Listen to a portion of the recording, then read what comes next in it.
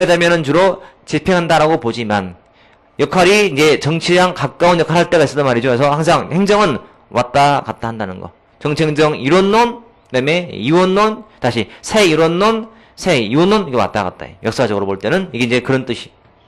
아무튼 여기서는 행정을 관리로 보면서 그 관리가 추구하는 것은 능률이었다는 거죠. 이게 행정관리설이에요. 자, 두 번째 나온 것이 뭐냐면 이제 통치기능설이 있어요.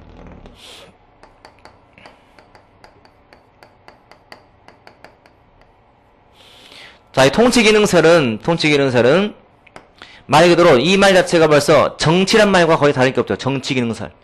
행정을 뭘로 보냐면은 정치기능으로 본다. 정치기능설. 정치. 그러면 이 말 자체가 벌써 행정은 뭘로 봤어요? 행정은 정책을 결정한다라고 보는 거죠. 자, 행정의 개념을 여기서는 행정을 단순하게 집행만 하는 것이 아니라 행정은 결정이라든지 결정 또는 형성한다. 이 말은 공사행정은 다른 거죠. 공사행정 이원론.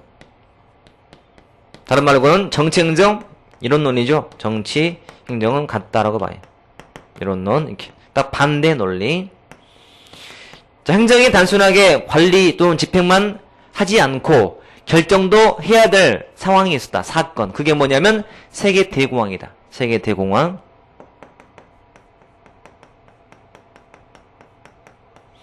자, 경제공황이 언제 생겨요? 1929년도에 생기죠. 그래서 30년대가 주로 정부가 많은 일을 해야 될 때였어요. 공황이 생기다 보니까 실업 문제로 항상 공황이 가장 큰 문제는 대량 실업이에요. 실업 문제가 커지면 점점 범죄로 이어지고 범죄, 폭동 이렇게 문제가 심각해지는 거예요. 따라서 정부가 가만히 앉아가지고 입법부도는 정치권에서 정해준 것만 집행하기까지는 좀 문제가 많아. 그래서 입법부가 뭔가를 결정해서 집행해라고 하기 전에 행정부가 뭐를 해야 돼요. 그래서 이제는 행정이 결정까지도 하는 거죠. 이때가 정치행정 이론론. 이게 공황 극복 차원에서. 이때는 추구했던 가치가 이제 인간의 가치 또는 사회적 능률을 중시했다. 사회적 능률성을 중시했던 시기. 이때가 이렇게. 자, 요 사회적 능률성은 이거를 자, 민주성이라고 한다. 민주성을 추구하였다라고 해요. 이렇게. 이게 통치 기능설이죠. 이렇게. 그리고 그 다음 나온 것이 뭐냐면 이제 행정 행태설이 있다. 행정 행태설.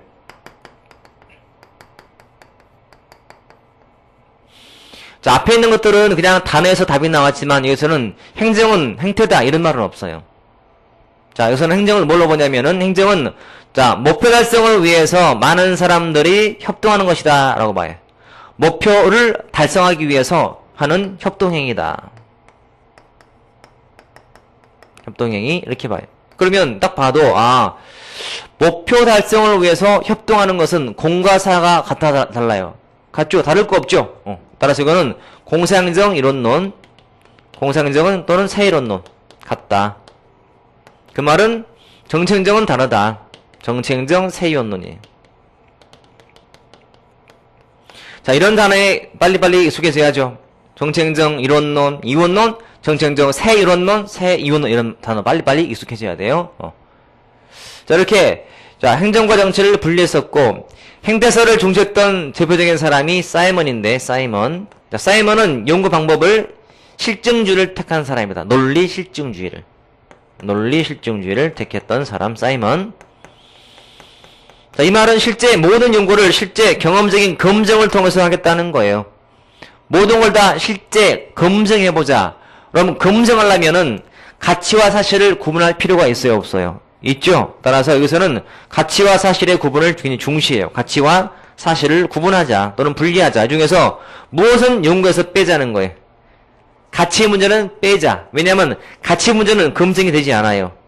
자, 사실 문제, 이다 아니다 같은 사실 문제는 검증할 수 있지만 뭐 이해한다는 당위 문제라든지 해서는 안 된다 그런 말은 검증할 수가 없어요. 따라서 연구 방법상 가치 문제를 배제하고 사실만을 연구하자는 주의가 바로 사이먼의 실증주의 핵심이에요.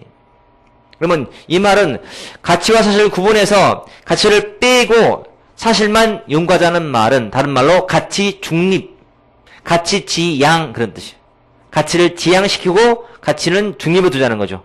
가치를 개입시키지 마라. 연구에. 왜? 가치는 검증이 안 되니까. 이게 사이먼이. 항상 기억하셔야죠. 사이먼은 중요한 사람이죠. 뒤에 나오겠지만 사이먼의 실증주의, 사이먼의 행태론 이란 말은 항상 이 말로 다 끝나요.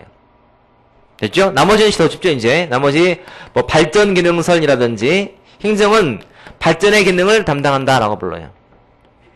여러분 생각에 행정이 발전 기능을 담당할 때는 행정이 클까 작을까? 커지는 거죠. 우리가 발전기 때가 박정희 대통령 때였어요. 경제 성장을 주도했던 때. 그때는 컸던 때죠, 행정이. 행정이 입법보다 우위에서 뭔가를 추구했던 시기라서 이때는 당연히 정치행정 사이론론 이제. 여기는 정치행정 관계는 정치행정 사이론론. 여기서는 이 세가 의미가 있는 거죠. 사이론론의 의미가. 자, 정치행정 이론이라는 말은 행정이 정책 결정하자는 말인데 세가 붙은 이유는 뭐다? 행정 우위다는 뜻이. 행정이 우위에 서서 행정 우위론적 이론론이 되는 거예요. 발전 기능설에서는. 이거 하시면 돼 그냥. 나머지 이제 자, 행정이 뭐냐 물어봤더니 정책을 만든다. 정책화 기능설이라고 불러요. 정책화 기능설.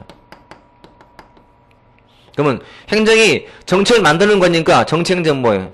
이론론이겠죠. 똑같아. 사이론론. 마지막으로 있는 것이 뭐냐면 국정경영설, 국정경영설 또는 국정관리설. 자, 행정은 국정경영하는 것이다. 경영이래, 경영. 행정이 경영이래. 그럼 뭐예요? 공사행정 이론론이겠죠. 그렇죠?